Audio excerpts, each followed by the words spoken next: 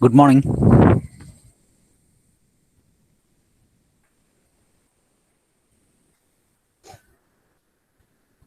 Okay. In the last class, we have seen uh, various kinds of industrial accidents or the causes of various industrial accidents. So, there were mainly two causes, that is technical and human. And in that, we have discussed the four others, that is mechanical factors and environmental factors, which comes under technical session, and the other two coming under the human causes. So these were the causes of industrial accident. Now we will see what are the cost associated with the aspects, the accidents, or the cost associated with any accident. We will see. So basically, this can be classified into two. That is direct cost and indirect cost. So which all cost comes under direct cost and which all cost comes under the indirect cost, we will discuss. Okay.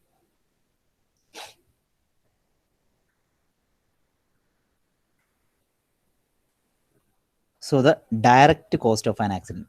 So direct cost or the measurable cost. So which are the cost which comes under the measurable cost or the direct cost. So direct cost are any cost which comes or which are directly linked to the accident. So suppose in case of any medical care or emergency to be done, or the hospitalization to be given, there will be some certain amount of money required for that. So there will be some expense in terms of medical care or hospitalization charge, ambulance charge, etc., etc. So this cost comes under the direct cost. Then next is the compensation given. So in case of any accident, there should be some mechanism for giving the compensation to the employees. We will see in any industry there will be some mechanism where there will be given, or the employee who has undergone the accident will be given the certain amount of compensation. So this will be some cost. So these are the direct costs.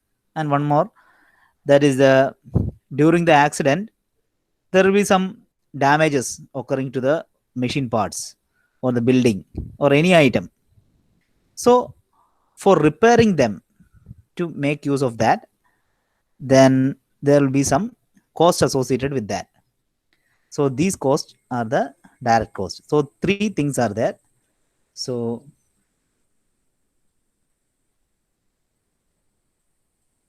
first one is the cost of medical care and hospitalization. Cost of medical care and hospitalization.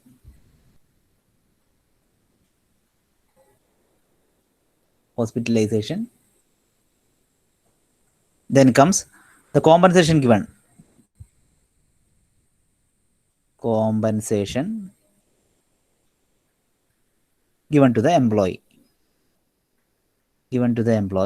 Or the worker. Next, that is the repairing cost for the any product. Repairing or replacement of damaged equipment or building or anything. Equipment or building or any item. So these are the direct cost or the components coming under the direct cost of an accident. So these are the cost which are directly linked to the accidents. Now, next comes the indirect cost. So which are the cost which are associated or comes under this category, that is indirect cost, that is not directly linked to the accident, but indirectly, if the accident occurs, then these costs will be there. So we'll see what are the indirect costs. First one, suppose in any industry, in case of any accident, what happens is the worker, a particular, say, a particular worker is injured. Then, due to that injury, what happens is the working of a certain unit is stopped. So that unit, and that unit contains not only this particular worker, but also other workers also there. Certain two or three other workers, say, they are also working. So due to this injury, what happens is the complete unit is stopped, not working. It is not functional. So if at all there is no working of the firm or the particular unit, the wage has to be paid to the workers which are not injured, because they are willing to do the work, but there is no work.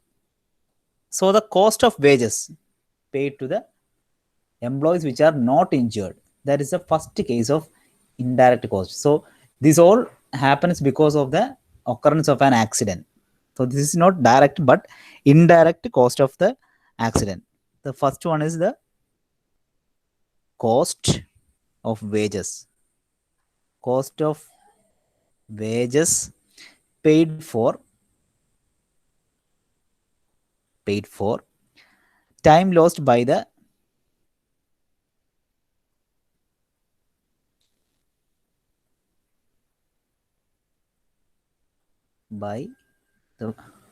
workers not injured.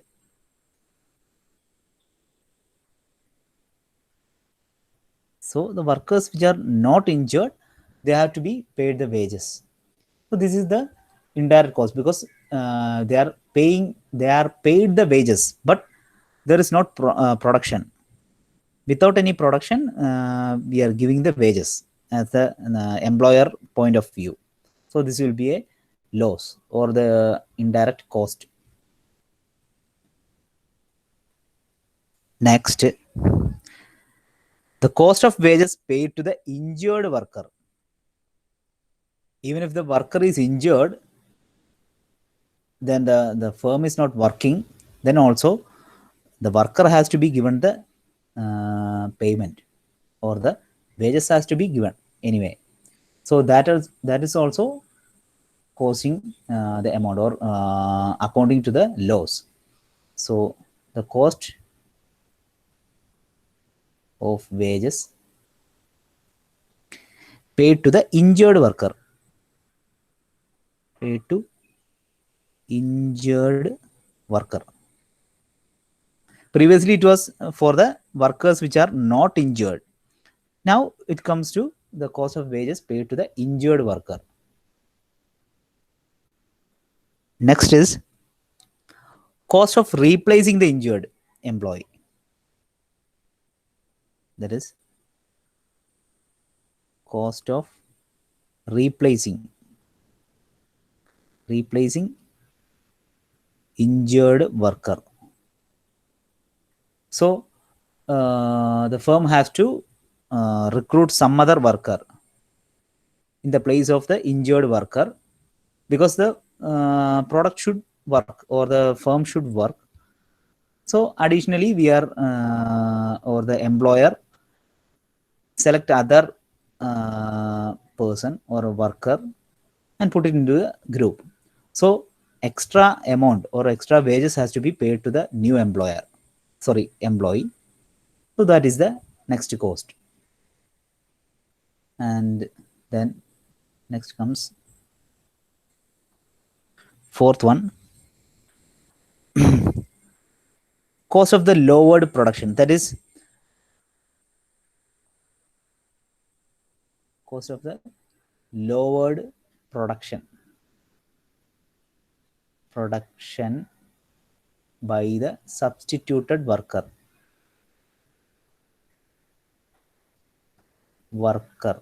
That means now what we do is one fellow is injured and we replaced him with a new worker, or we substitute the injured person with a new worker, but he is a new to the firm or new to the particular field. So as a result, the efficiency will be low and the production also will be low. So the difference in the production, earlier if the previous worker was there, then we should have a certain amount of production, but due to the new or the fresher, there will be a little bit less amount of production. So this will be, or this will account to the loss by certain amount. That is the cost. That cost is the described here. That is the cost of lowered production by substituted worker.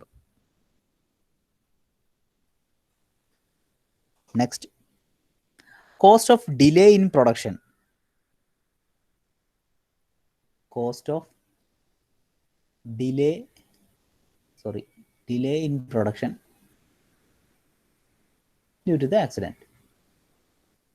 So as a result of the accident, sometimes there will be some injury to the worker, or there will be some damage to the equipments or the building or anything.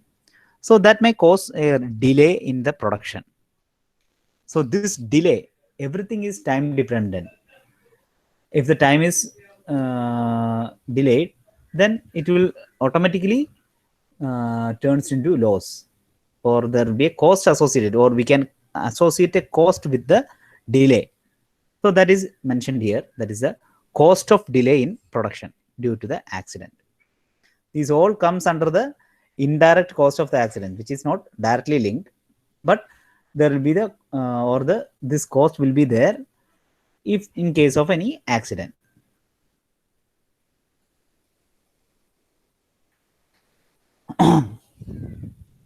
Next is the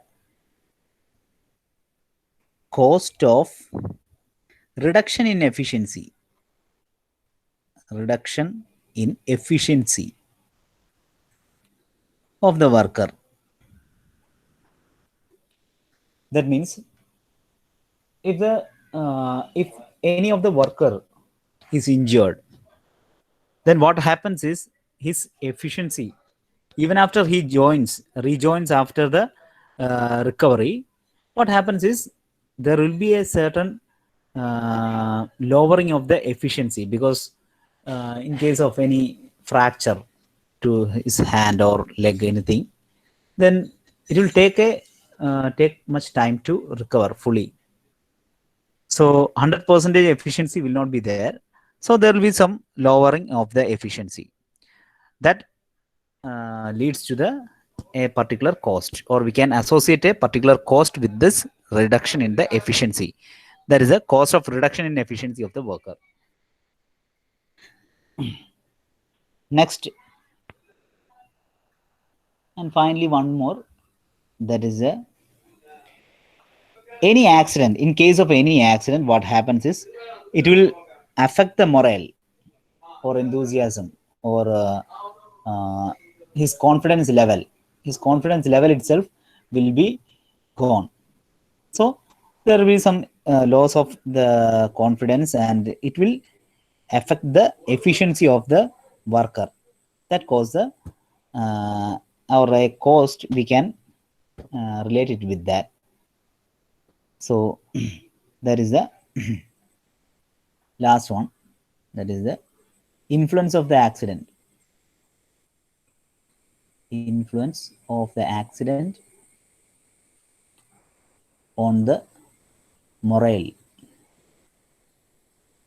or the confidence level or enthusiasm, anything, of the employee. So these are the indirect costs of an accident. So as a whole, there are two types of cost, we can say. That is, the first one is the direct cost, and these are the costs associated with the direct cost. Then comes the indirect cost. These are the indirect cost of an accident. Okay, now we will see how we can prevent such accidents, or the methods by which we can prevent the industrial accidents.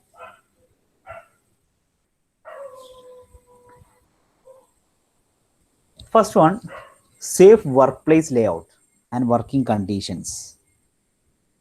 So this is the main prevention method. That is, we can provide a safe workplace layout, or the working conditions. This helps to prevent the accidents in any manufacturing plants. So how we can improve the working conditions, or the improve the design of the workplace layout? Mainly three things that is mentioned here. That is regarding the illumination, ventilation, and plan layout itself. Regarding the illumination, if proper illumination is given, that is lighting, then the person, any person or the worker, will be aware of that is what is happening in the work center. So he'll be able to see everything properly.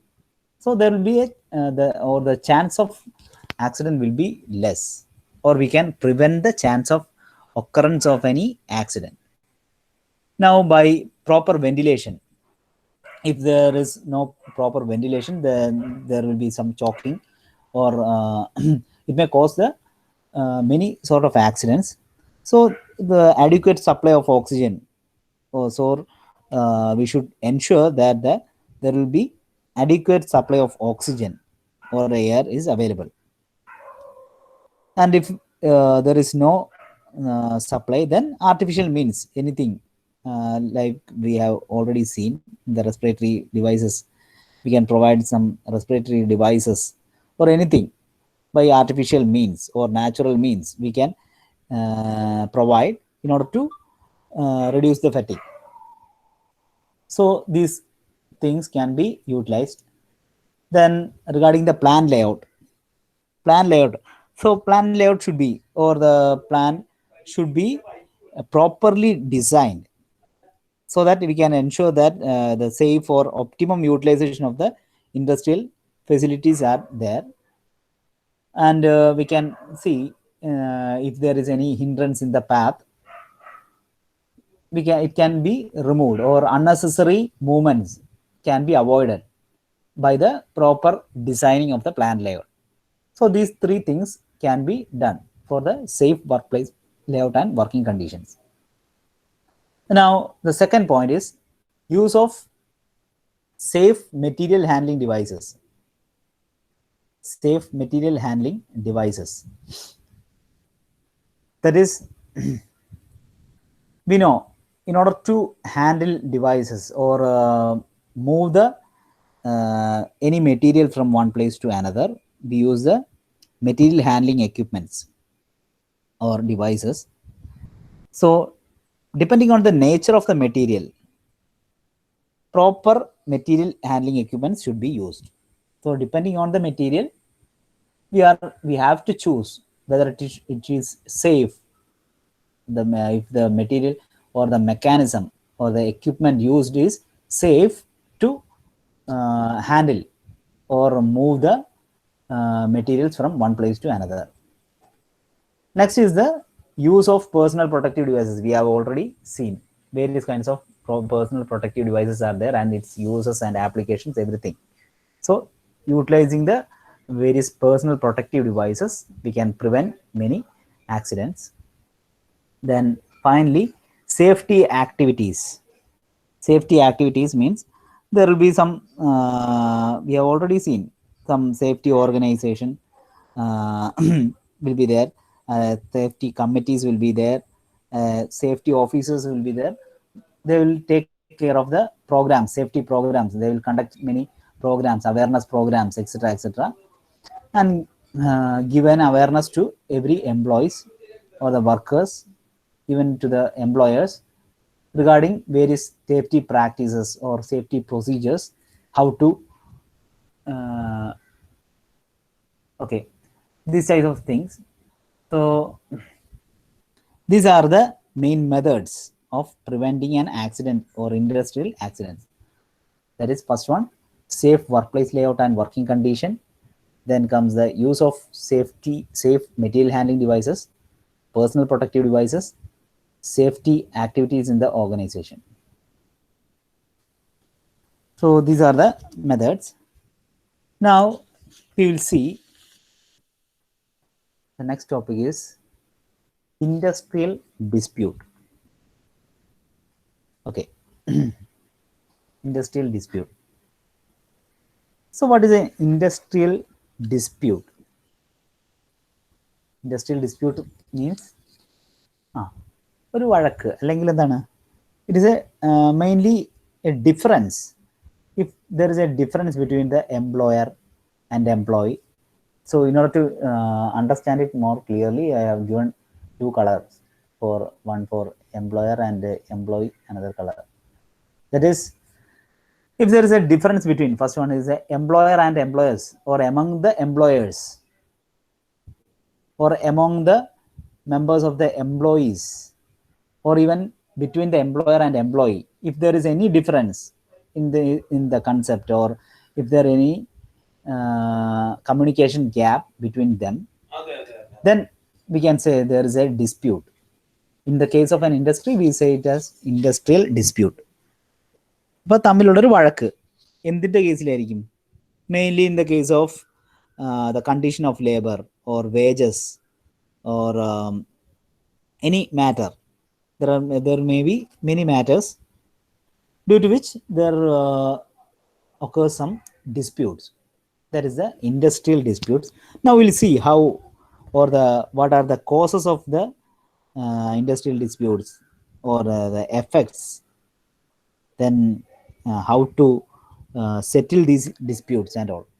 Okay, so we will see one by one. First of all, what are the causes of industrial disputes? Mainly, we can say these are the three causes of any industrial dispute. That is psychological, economical. ഇതും മൂന്നെണ്ണം ഒരേപോലെ എഴുതി കളഞ്ഞു. This is not psychological.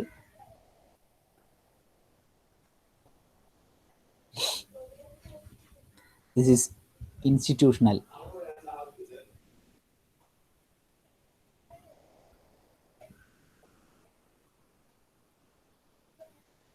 Okay, so these are the three causes of an industrial dispute. That is psychological, institutional, and economical.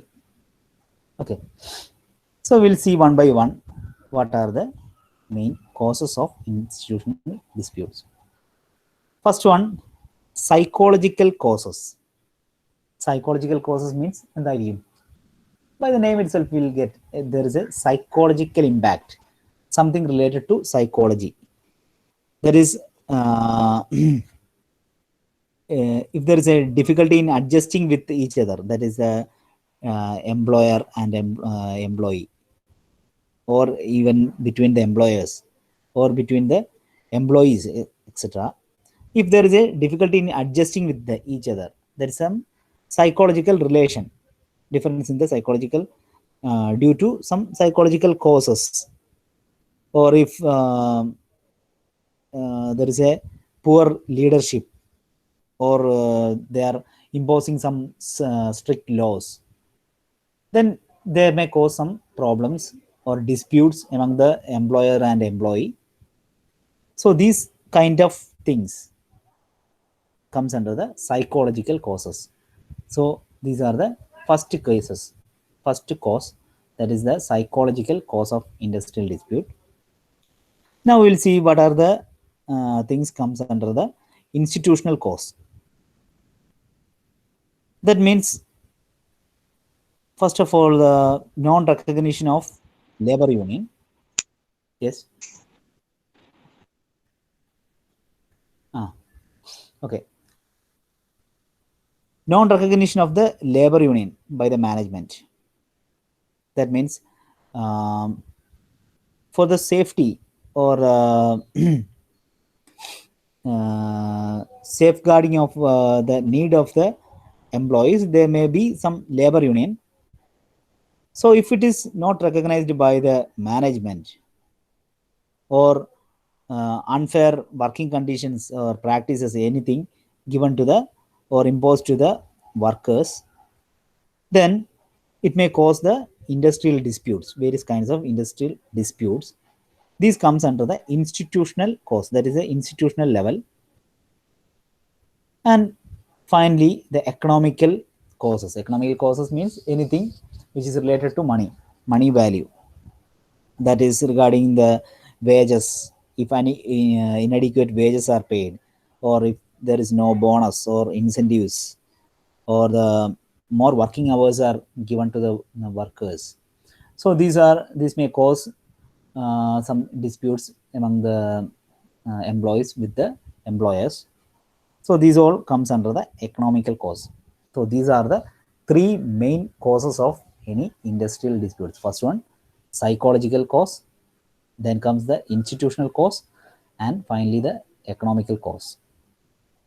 Now we'll see how this industrial dispute affects, or the effect of industrial disputes. First one, regarding the employees or the workers. After any dispute, or due to the occurrence of any dispute, what happens is sometimes the workers may lose their wages. That is the first effect. That is the workers lose their wages. Okay. Next is regarding the employer. That is a due to the dispute, what happens is sometimes the worker may not be functioning or working properly. So as a result, what happens is he will lose the profit. That is the management loses their profit. Management loses the profit. Now, in the case of society, if there is any dispute between the worker and the management, or the employee and the employer, then how the public suffers? Because there will be reduction in the production, or the reduction in the efficiency, that may lead to the reduced production rate. If there is no production, then what happens is there will be shortage of the goods in the market. So the goods will not be available in the proper quantity. So this may affect the society also. So first case is affecting the employee, that is this one, that is employee or the worker lose their wages. In the second case, regarding the employer or the management, they lose their profit. And finally comes to the society, what happens is society or the public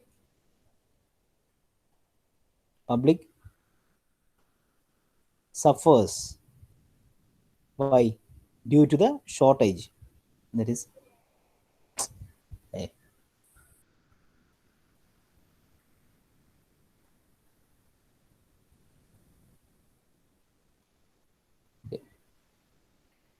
public suffers due to shortage of the goods. Okay, shortage of the goods in the market. So these are the main effects of any industrial dispute. Now we will see the various methods how to settle any industrial disputes. If the industrial disputes are continuing as such, then these types of things may happen. That is, the worker may lose his wages, management will lose the profit, public suffers due to the shortage of the goods in the market, etc. So in order to prevent this, there will be some mechanism, or we can say some methods for settling these types of disputes. So the methods of settling industrial dispute, any industrial disputes, what are the methods? Mainly 3 methods are there. The first one is the main or effective method. That is collective bargaining. Collective bargaining. So in collective bargaining, what it is done is, the workers, usually the industrial dispute occurs between the employer and employee. So there will be some representatives from the worker and the employer's side. So these representatives will have a meeting. They will come to an agreement, and what they do is they will arrive at an agreement, and they will write the agreement in a paper and get signed, and they will keep this as a record for the further reference. This type of collective bargaining or the settling is referred to as the collective bargaining, and this is a 3-step procedure that is given here. The first one, that is collective bargaining. First one, putting up before the management by the employees their demand and grievance collectively. So first stage, what happens is, or what we are doing is, the representatives from the worker side or the employees, what they do is they will put before the management or give the information regarding their demands. What are their demands or what are their grievances? They will give before the management, or they will inform the management. So they will inform, these are our demands, or these are the problems associated with us. So they will be giving. This is the first step. Then what happens is, then based on this documentation, they will discuss, both the representatives from the employers and employee, they will discuss and comes to some negotiation, and they will arrive at an agreement. And after that, last one, signing a formal or informal agreement mutually arrived at. So whether it is a formal or informal, they'll come to an agreement, and both the representatives will sign it and place it. This is the mechanism or the method of collective bargaining. Now, next is conciliation and mediation. Conciliation and mediation. Here there is 2 type of members, that is a conciliator and a mediator. Conciliator and a mediator. So this is basically a third party assistance. Third party means other than the employee and the worker, the representatives other than from the employee side and worker side, a third party outside the situation, he will come and help in negotiating the disputes. First is the conciliator. Then so the conciliator, what he do is, he will bring the parties, both the parties together, and discuss with them what are the differences, what are the problems associated with them. He will discuss, and the mediator, he will mediate the cases. So as a combination of the conciliator and the mediator, they will try to solve the issues or the dispute. So this is the conciliation and mediation. The same manner, arbitration also. Arbitration also, the third party is there. Third party or the arbitrator, he is the one chosen or elected by the both the representatives, that is the management side and also the worker side. And what what is the difference is, here the arbitrator has the or has the ability to decide by his own. So whatever is the decision of the arbitrator, it will be done. So he has the authority to decide. So these are the main methods of settling any industrial disputes.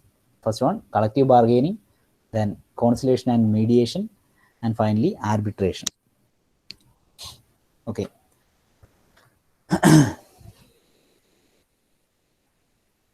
So next is regarding the trade union that we will discuss in the next class.